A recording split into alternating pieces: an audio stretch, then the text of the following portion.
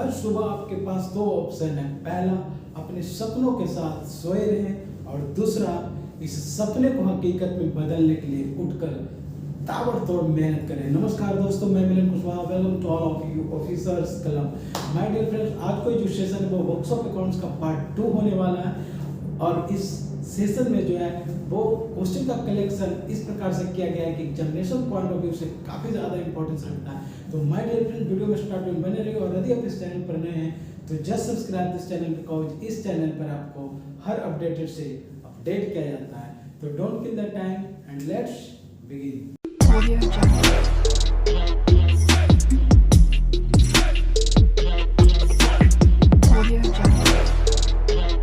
Dear friends, let's begin and question number 45 तक हम लोग पिछले सेशन में देखे थे। आज हम लोग क्वेश्चन नंबर 46 देखेंगे।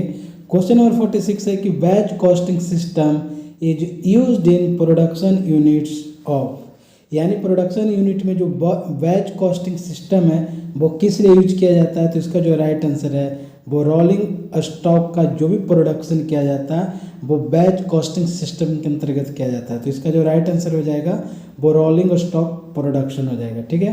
क्वेश्चन नंबर 47 कि railway production units engaged in rolling stock manufacturing activity will adopt, यानी रेलवे प्रोडक्शन जो यूनिट है वो रोलिंग स्टॉक का जब मैन्युफैक्चरिंग करता है तो वो जो इस एक्टिविटी को करता है तो कौन से सिस्टम को अडॉप्ट करता है। तो सेम आंसर है बैच कॉस्टिंग सिस्टम। ठीक है। नेक्स्ट है कि the allowed time fixed for the job और works for elemental activities should be subject to review for every blank years by work study under both CLW and RITES models. RITES पिछले session में हम लोग चर्चा किए थे और मैंने आपको बोला था कि राइट्स का फुल फॉर्म दीजिए। तो rail India technical and economic service होता है राइट्स मॉडल्स, और एक है CLW जो कि चित्ररंजन लोकोमोटिव वर्क्स होता है। तो चित्ररंजन लोकोमोटिव वर्क्स और राइट्स मॉडल्स के अकॉर्डिंगली जो टाइम फिक्स्ड है जॉब और वर्क्स के लिए, तो जो एलिमेंटल एक्टिविटीज़ है should be subject to review. तो रिव्यू कितने समय पर किया जाता है। तो इसका जो राइट आंसर है वो रिव्यू किया जाता है 5 ईयर्स, जबकि CWM और अकाउंट ऑफिस के द्वारा वर्कशॉप अकाउंट्स का जो कार्य है उसका रिव्यू किया जाता है 4 ईयर्स। ठीक है। चलिए नेक्स्ट क्वेश्चन 49 कि the amount of incentive bonus paid to direct workers is chargeable to, यानी डायरेक्ट वर्कर्स जो होते हैं जैसे technician, third, second, first, MCM, ये सब डायरेक्ट वर्कर्स हैं, है ना। तो इनका जो इंसेंटिव बोनस पे किया जाता है तो वो चार्जेबल होता है किस कॉस्ट में, shop on cost, general on cost या फिर प्रोफॉर्मा ऑन कॉस्ट। तो जो डायरेक्ट वर्कर्स है उनका इंसेंटिव बोनस पे किया जाता है शॉप ऑन कॉस्ट, बिकॉज को ए इंडिविजुअल दिखाया जाता है, शॉप बाय शॉप दिखाया जाता है। ठीक है। नेक्स्ट क्वेश्चन नंबर 50 है कि materials drawn from the store depot to workshop through a document known as, यानी कहता है मटेरियल्स जो कि स्टोर डिपो से वापस लिया जाता है और कहाँ दिया जाता है, वर्कशॉप में दिया जाता है। यानी स्टोर डिपो से कहाँ भेजना है, वर्कशॉप में भेजना है। तो एक डॉक्यूमेंट की आवश्यकता होती है, एक डॉक्यूमेंट लगता है। तो उस डॉक्यूमेंट को बेसिकली क्या नाम है, तो रिक्विजिशन कम इशू नोट अंडर S1313 या S, यानी ये फॉर्म नंबर है 1523। ठीक है। तो इसका जो वो डॉक्यूमेंट लगता है उसका क्या नाम है, रिक्विजिशन कम इशू नोट। ओके। चलिए आगे बढ़ते हैं। क्वेश्चन नंबर 51 को देखते हैं। 51 नंबर क्वेश्चन है कि when material from a store depot is drawn to workshop which account is credited.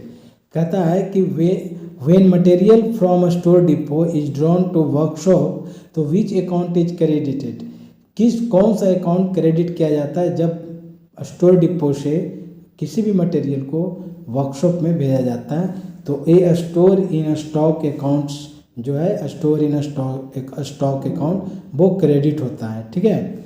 Next कहता है which items of category of workshop. एक चीज़ याद रखिएगा कि वर्कशॉप अकाउंट में डेबिट और क्रेडिट थोड़ा अपोजिट चलता है। यहाँ पर मटेरियल ड्रॉन कहाँ से हो रहा है, स्टोर डिपो से, कहाँ जा रहा है, वर्कशॉप में। तो जो अकाउंट क्रेडिट होगा, तो ऐसा नहीं है कि वर्कशॉप अकाउंट क्रेडिट होगा, नो, यहाँ पर भी स्टोर इन स्टोर अकाउंट्स ही क्रेडिट होगा। ठीक है, नेक्स्ट 52 कि which items of category of workshop stores are directly purchase by the workshop.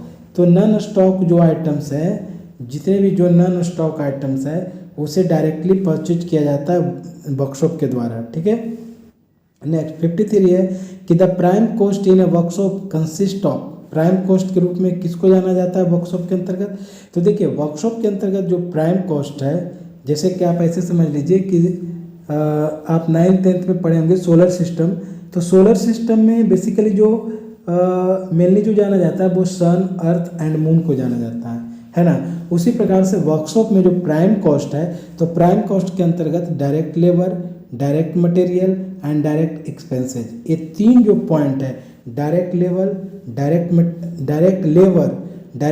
Labour कहने का सेंस है स्टाफ। वर्कशॉप में ये टर्म यूज होता है इंस्टेड ऑफ स्टाफ, लेबर। तो direct labour, direct material and direct expenses, ये 3 जो है वो प्राइम कॉस्ट के रूप में वर्कशॉप के अंदर जाना जाता है। ठीक है, नेक्स्ट है what is a work order. Work order क्या होता है वर्कशॉप के अंदर? तो work order is an authorised document to commencement of work in a workshop. Workshop के अंतर्गत किसी भी कार्य को शुरू करने के लिए जो ऑथराइज्ड डॉक्यूमेंट होता है that is called work order, है ना। उसी वर्क ऑर्डर रजिस्टर में जॉब का मेंशन किया जाता है और उसके अकॉर्डिंगली ही कार्य किया जाता है। तो वर्क ऑर्डर क्या है? तो एक ऑथराइज्ड डॉक्यूमेंट है जिसके थ्रू वर्कशॉप के अंतर्गत कोई भी काम को शुरू किया जाता है। ठीक है, नेक्स्ट पीजीआर वर्क्स। अब देखिए पीजीआर वर्क्स ये आपके लिए मैं छोड़ रहा हूँ, कमेंट बॉक्स में कमेंट कीजिए कि पीजीआर वर्क्स वर्कशॉप में क्या होता है। ठीक है, तो PGR works orders and store manufacturing work orders are issued as a job order. किस रूप में इशू किया जाता है? तो जॉब ऑर्डर के रूप में पीजीआर जो वर्क ऑर्डर है और स्टोर मैन्युफैक्चरिंग जो वर्क ऑर्डर है वो इशू किया जाता है जॉब ऑर्डर के रूप में। ठीक है, चलिए क्वेश्चन नंबर 56 देखते हैं। कहता है इन IR यानी इंडियन रेलवे में the computerise system of work order numbering for all the jobs done in workshop follow.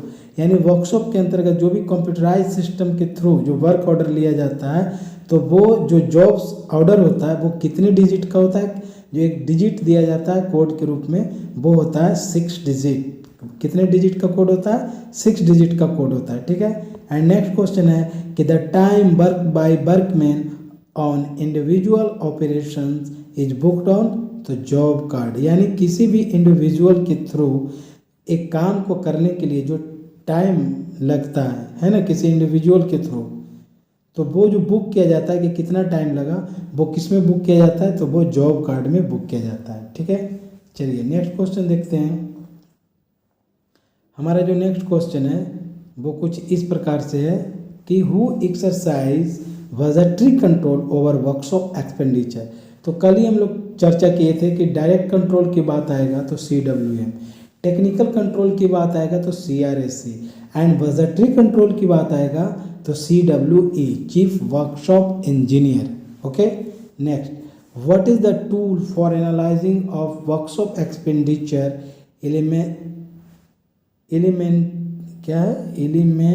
Element wise in detail. देखिए कहता है what is the tool for analyse of workshop expenditure.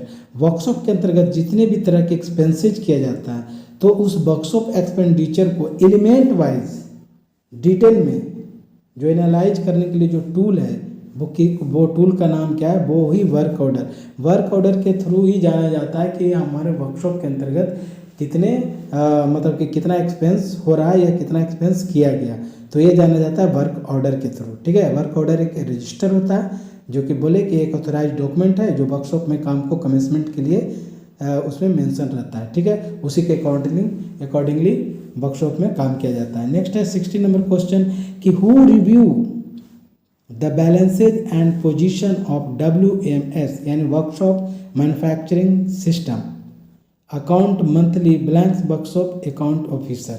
इसका जो right answer है वो workshop account officer है।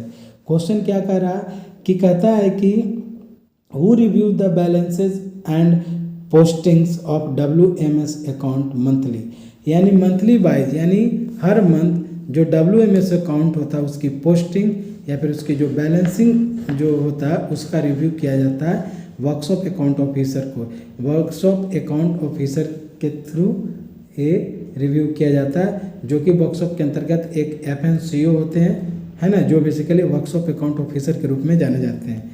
ठीक है। 61 नंबर क्वेश्चन है कि the works on which no expenditure is incurred for blanks successive month against a work order should be brought to the notice of CWM for remedial action. Remedial action का मतलब क्या हुआ, यानी उपचारात्मक जो कार्यवाही होता है वो होता है। ठीक है।